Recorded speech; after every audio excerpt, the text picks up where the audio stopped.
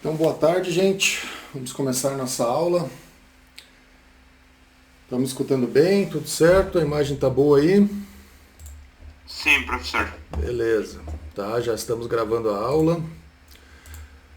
Então, recapitulando o que nós vimos na aula passada, conseguiram fazer lá o exercício de segunda lei de Newton fora do equilíbrio? Vocês tinham que ter, como tarefa, tinham que terminar, né, o exercício, fazer a parte da velocidade terminal, né? Tudo tranquilo? Conseguiram fazer? Sem nenhuma dúvida? Se tiver alguma dúvida, pergunta que daí a gente já mata a charada agora. Certo? Acho que dúvida não, professor. Não? Foi tranquilo para Ah, foi fazer? tranquilo até o Beleza. exercício. Tá bom então. Então vamos dar sequência. Deixa eu só ligar aqui uma luz. Beleza. Vamos dar sequência na aula de hoje. Vamos falar mais algumas coisinhas aqui. Daí eu vou largar uns exercícios para vocês. E também vamos ver uma atividade para a frequência da aula de hoje. Tá? Hoje é bem tranquilo. Eu quero falar com vocês só inicialmente sobre a questão do fluido como um contínuo, que vocês vão achar lá no capítulo 1. Capítulo...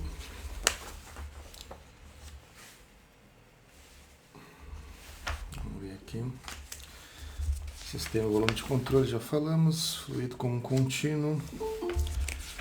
Definição de fluido, já vimos.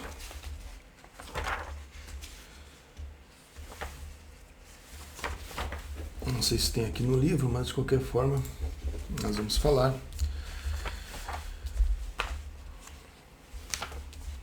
Talvez bem no iniciozinho aqui. Quando a gente fala das definições de um fluido, né? Aqui vimos as diferenças de sistema para volume de controle. Segunda lei de Newton, né? E aí eu quero só falar um pouquinho sobre o fluido como um contínuo para poder falar da densidade, massa específica, né? Quem faz termodinâmica, lá no termodinâmica nós definimos o volume específico, que é o que nós usamos bastante, né? Termodinâmica a gente usa muito o volume específico. Nada impede também que a gente use o volume específico em mecânica de fluidos, mas a gente vai usar mais frequentemente a massa específica, né? Que é o ρ.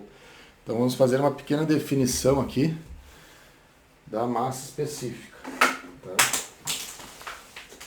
Para isso a gente também tem que entrar na questão do fluido como um contínuo.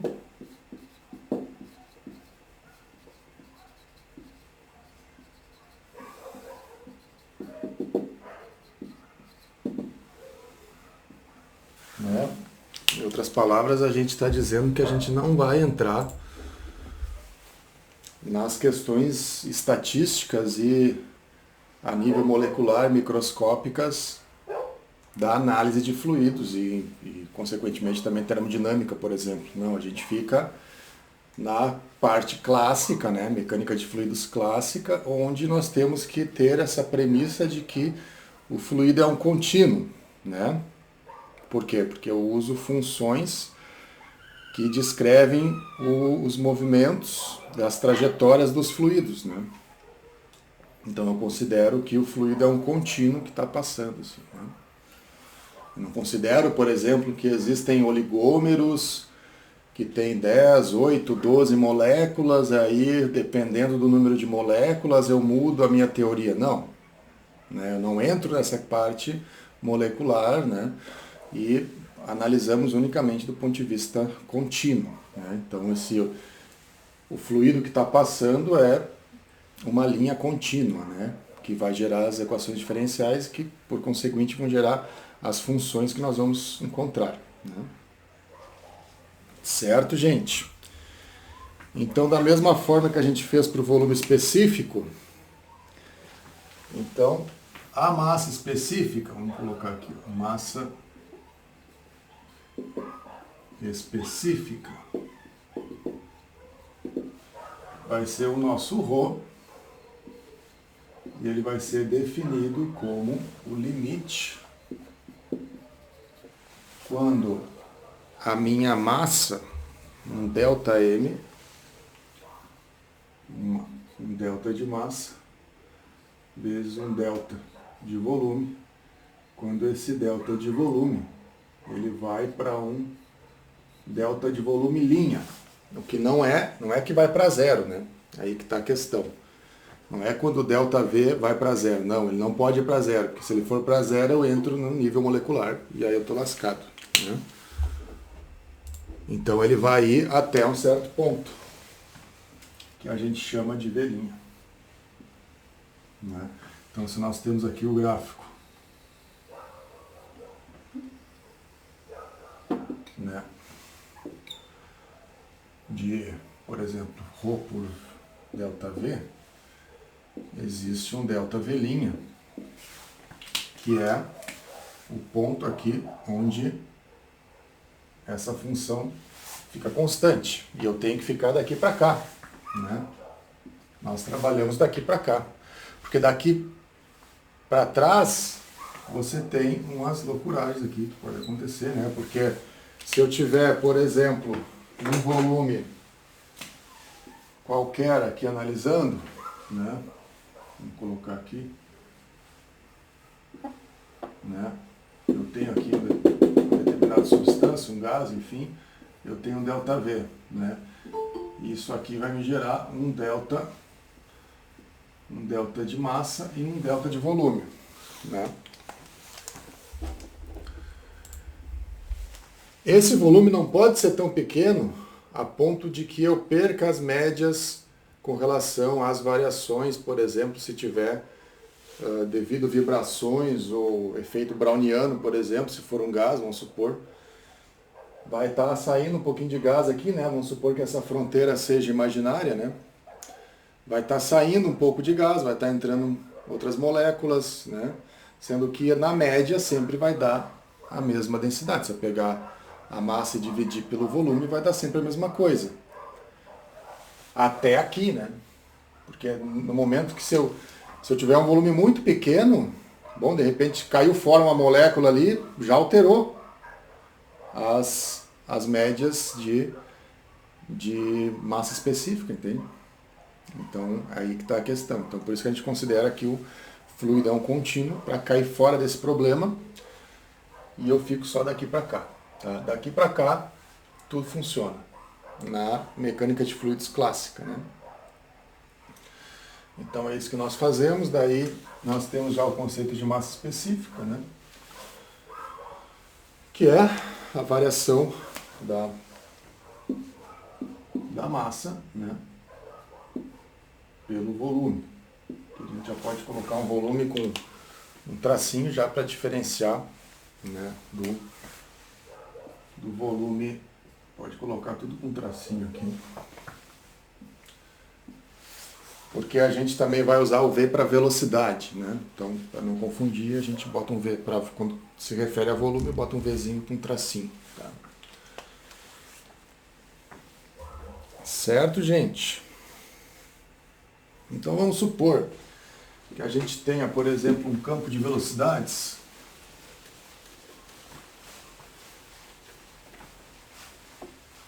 Sei lá, eu tô.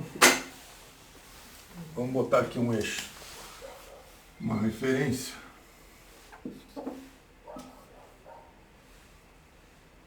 Vamos supor aqui. Pode colocar para cá para ficar melhor. 3D, Z, X e Y, por exemplo, né? Eu tenho aqui um escoamento em torno, por exemplo, de uma esfera, né? Esse escoamento, ele, por exemplo, ele vai contornar, né, o obstáculo, né? Então eu vou ter linhas de né, de fluxo, né, que vão dar esse contorno. Bom, se eu pegar a velocidade, ou mesmo pode considerar o próprio ρ, né, a massa específica, né, se eu não considerar nenhum tipo de simplificação, a minha massa específica ela é função das variáveis espaciais, né, inclusive do tempo, concorda? Porque em qualquer ponto aqui onde eu esteja com o meu escoamento, eu posso ter variações de pressões ocorrendo ali. Por exemplo, pressões a montante são diferentes das pressões no obstáculo ou a jusante do obstáculo, né? Então, se eu alterar a configuração de pressão, eu posso eventualmente, se for um gás, por exemplo, dependendo da pressão, eu altero as distâncias médias entre as moléculas de gás e com isso eu altero a massa, né, para um determinado volume, e com isso eu altero a massa específica, né?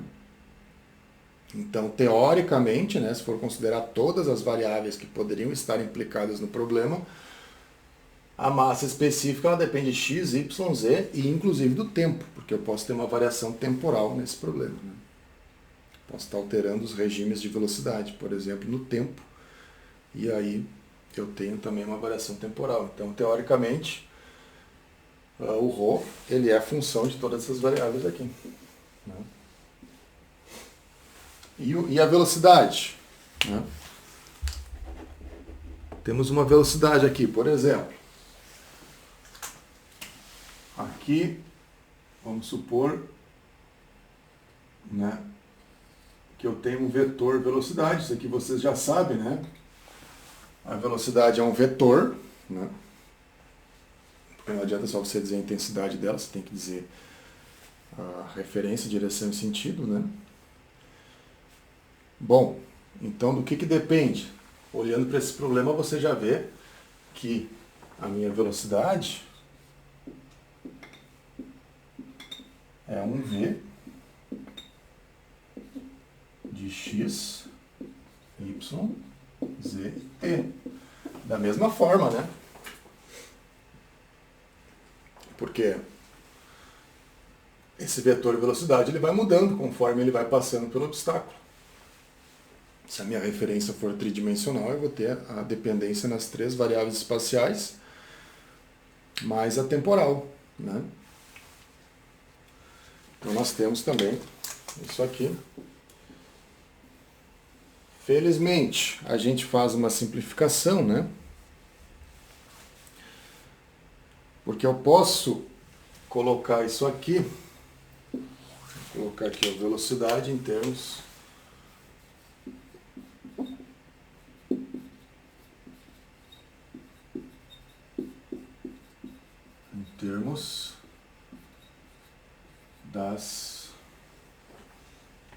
termos de componentes escalares. Pode deixar das componentes escalares, né? Porque vamos supor que eu queira saber quais são as funções que regem esse movimento desses fluidos, qual é o perfil de velocidades, por exemplo, né? O campo de velocidades.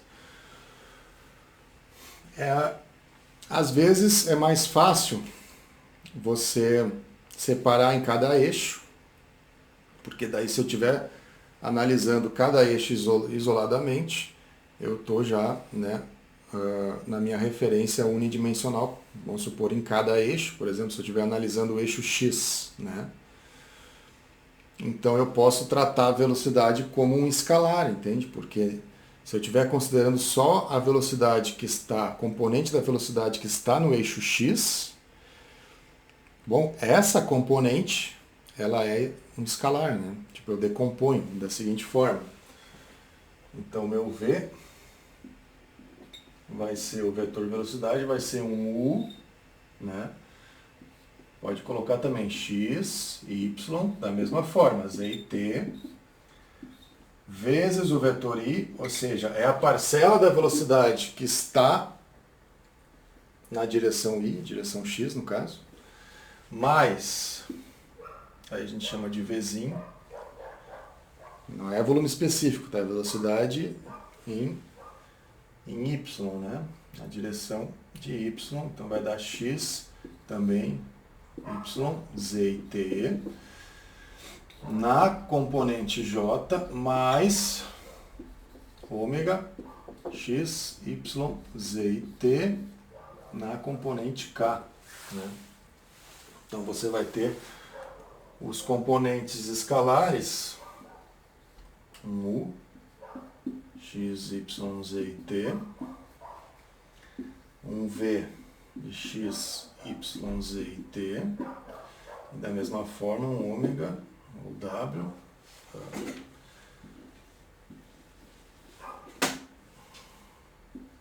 de x, y, z e t, né?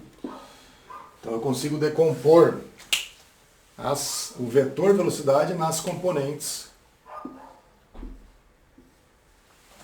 escalares de cada eixo, né? Isso eventualmente pode facilitar meu trabalho, porque, por exemplo, se eu tiver numa análise onde eu vejo que o escoamento pode ser considerado numa direção só, bom, eu saio fora do problema do vetor e caio só no problema escalar, né?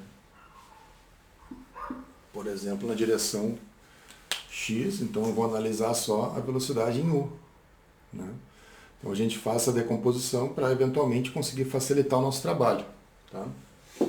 Mas isso aqui é bem introdutório, tá? É só para a gente se situar e mostrar para vocês que uma análise de escoamentos de fluidos não é uma coisa muito simples, né? Basta ver a quantidade de variáveis independentes que existe, né? Se eu estiver analisando todo o problema tridimensional transiente, bom, então eu vou ter que achar, por exemplo, uma função com 4 variáveis para descrever um escoamento do fluido, né? Isso que nós nem chegamos ainda a dizer se o escoamento é laminar, turbulento, qual é o regime de escoamento, né? Isso a gente vai ver mais para frente, mas aqui já dá para ter uma ideia que não é muito simples, né? A gente calcular esse tipo de coisa, tá? Como é que eu determino que função é essa aqui, ó? Né? Não é uma coisa muito simples não, né? Certo, gente? Eu posso eventualmente considerar regime permanente, né? Quando a gente fala regime permanente, o que a gente está se referindo?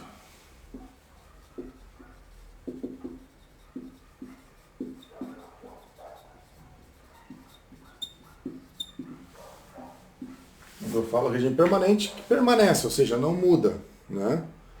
Então, se o regime não muda, ele não varia com o tempo.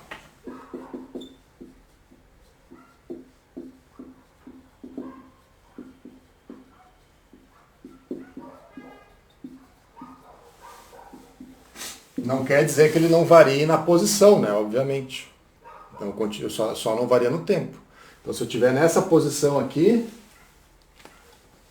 ó, nessa posição aqui, né? Por exemplo, em A, né? Aqui, nesse ponto, o vetor é o mesmo. Mas se eu for um peteleco para frente, já é outro vetor, né? Obviamente. Mesmo em regime permanente. O que o regime permanente te diz? Te diz que naquele ponto não muda. Mas se eu der um peteleco para frente espacialmente, vai mudar, né? Então eu vou ter, da mesma forma, um U de x, y e z, um V de x, y e z, e um ômega de x, y e z. Só não vou ter a dependência temporal, mas todas as outras dependências das variáveis espaciais vão continuar, tá? Certo, gente?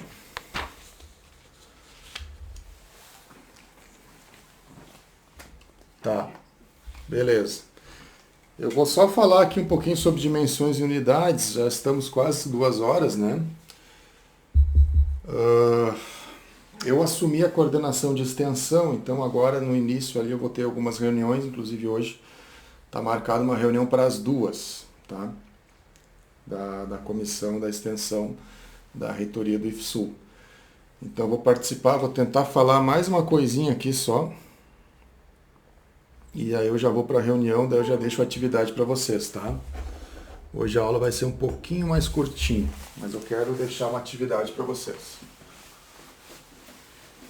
Certo?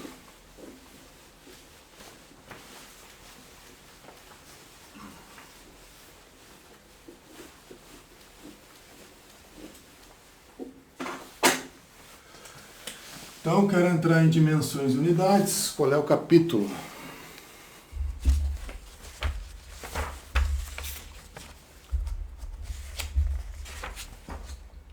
Dimensões 1.6.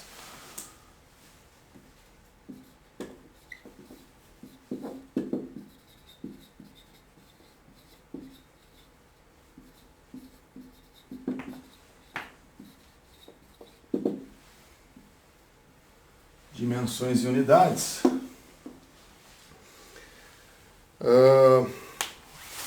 Para falar só um pouquinho brevemente, assim, depois eu vou propor um exercício e também tem disponível no texto do livro, eu vou pedir para vocês darem uma olhada também, mas só para colocar a questão dos sistemas de unidades, né? Existem várias formas de eu configurar, por exemplo, uma relação de unidades, né? Vamos dizer primárias, né? A gente vai ter uma coisa chamada quantidades primárias.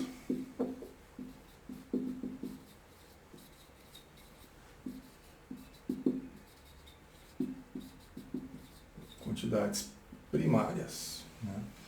E as quantidades secundárias.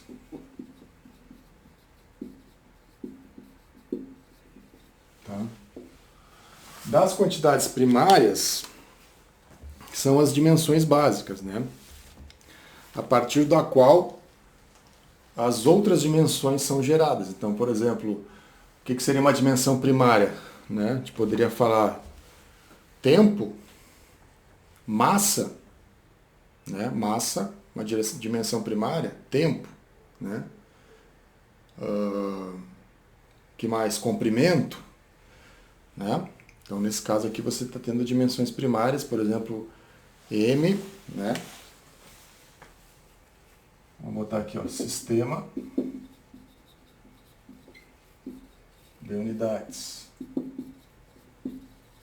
Porque vai ter configurações onde as quantidades primárias vão ser, por exemplo, massa. Agora, se eu estou fazendo a massa, se eu estou considerando massa em quilos, em libra massa, né? Ou em mol, bom, não sei, mas eu estou considerando que a unidade primária é massa. Né? Mesma coisa, comprimento. Né? Se é em polegadas, se é em pés, não sei.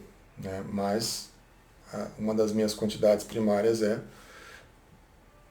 o comprimento. Por exemplo, tempo. Né? Também da mesma forma. E, por exemplo, também temperatura. Né? Então eu posso criar um sistema onde as minhas quantidades primárias são essas 4 aqui. Tá, mas e as outras unidades? Por exemplo, força.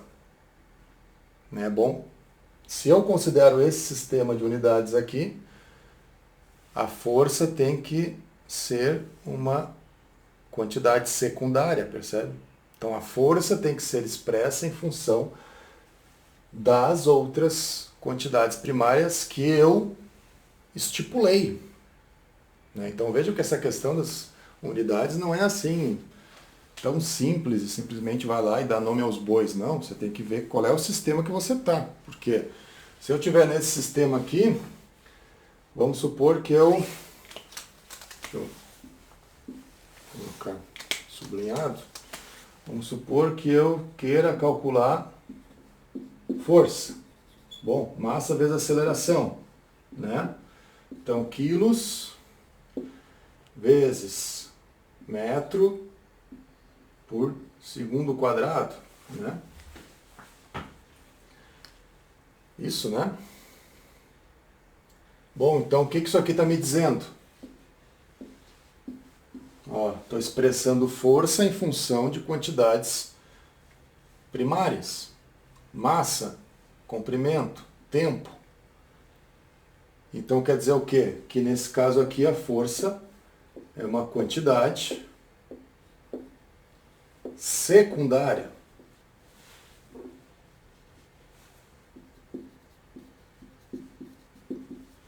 Tá?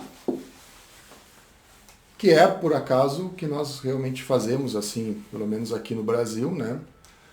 Que a gente usa muito o sistema SI. E aí a gente usa bastante, né, segundo a lei de Newton, em função como uma força sendo uma quantidade secundária. Aí eu consigo usar o sistema de quantidades primárias para expressar a força em função dessas quantidades primárias, né? Que é o que nós fazemos, que vocês geralmente fazem. Mas nem sempre isso é uma regra, né? Por exemplo, tem ali no livro, eu vou pedir que vocês leiam, né? Nós temos o sistema gravitacional britânico, né? E também, deixa eu ver aqui, no sistema de unidades inglês, né? Onde você tem que o sistema primário, eles foram lá e disseram, não, o nosso sistema primário, que a gente é inglês, a gente é melhor que o resto do mundo, não sei, estou brincando, né? Mas o nosso sistema, ele vai ser um sistema primário, onde a força também vai ser uma quantidade primária. E azar, vamos ver o que sai, né? O que acontece. Mas aí isso gera um problema, né? Esse aqui é o sistema inglês.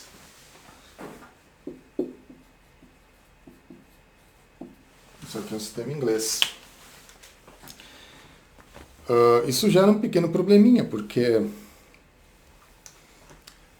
como é que eu vou aplicar a segunda lei de Newton se aqui eu estou dizendo que é uma unidade primária e aqui também, né? Não há uma relação de hierarquia, vamos dizer, entre essas unidades e a primeira. Todas são primárias. E aí, como é que você resolve esse pepino? Aqui foi fácil de resolver. Se você considera que a força é uma quantidade secundária, não tem problema, né? O que sair aqui é a unidade da força. Sei lá, depois você vai lá e chama de Newton, isso aqui, né? Pronto. Mas Newton, nesse caso, uma quantidade secundária, né? Agora, quando eu estou no sistema inglês, como é que eu vou fazer isso aqui? Se, por exemplo, a força eu digo que é uma libra-força, a massa é uma libra-massa, né? Deixa eu ver qual é a unidade em... E a aceleração é dada em pés por segundo quadrado. Por segundo quadrado, né? Como é que resolve esse pepino aí? Porque não há nada que me diga que isso aqui tem que ser igual a isso, porque isso aqui é uma unidade primária também, nesse sistema, né? Então, eu não posso dizer que uma libra-força sempre vai ser, por exemplo, e sempre vai ser derivado da libra-massa por pés por segundo ao quadrado. Não, porque daí eu transformaria a libra-força numa quantidade secundária. E o sistema me diz, não, a força é uma quantidade primária. Tá, mas como é que tu fecha a equação, então? Porque a equação tem que fechar as unidades também, concorda?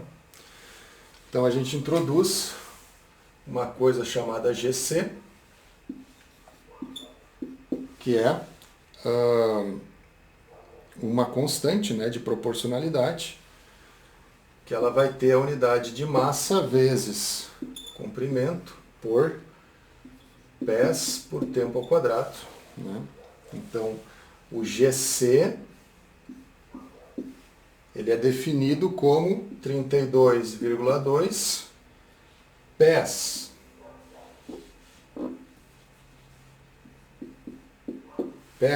por pés vezes libra massa. Vou botar uma lisinha aqui, libra massa por libra força vezes segundo quadrado. Ou seja, para conseguir arrumar a bagunça que foi gerada porque se considerou que a força era uma quantidade primária aqui, teve que ser introduzida uma constante maluca aqui, gravitacional, para dar conta de fechar a equação, porque senão como é que tu fecha esse monte de unidades primárias? Né? Se nenhuma dessas aqui é uma quantidade secundária, como é que tu fecha a conta? Né? Colocando uma constante gravitacional.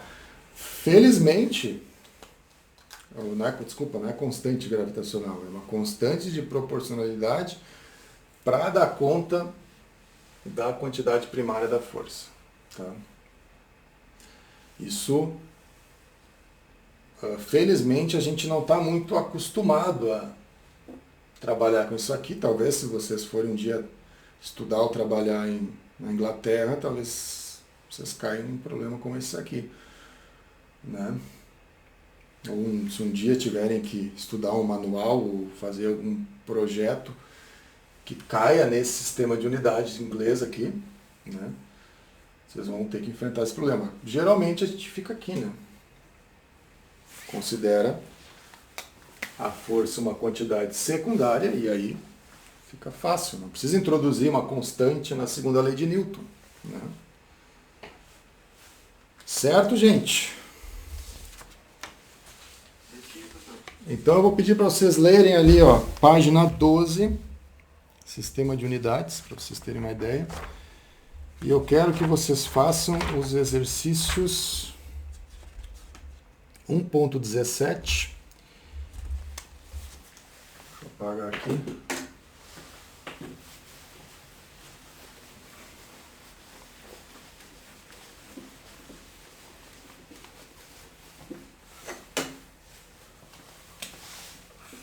Atividade para frequência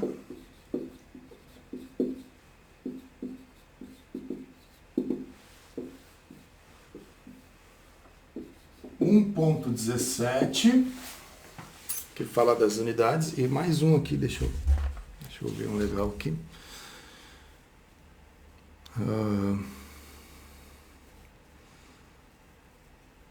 Um 22 e o 23 pode fazer. Acho que dá tempo de fazer hoje. Tá? Só para dar uma treinadinha assim, para fazer algumas conversões ali. Para ver como é que é trabalhar com diferentes sistemas de unidades. Né? Geralmente aqui a gente fica no SI. Né?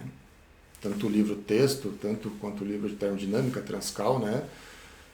Geralmente a gente fica no sistema SI, né? Além de ser um padrão universal, mundial, né? Ele é mais lógico, é mais fácil. Né?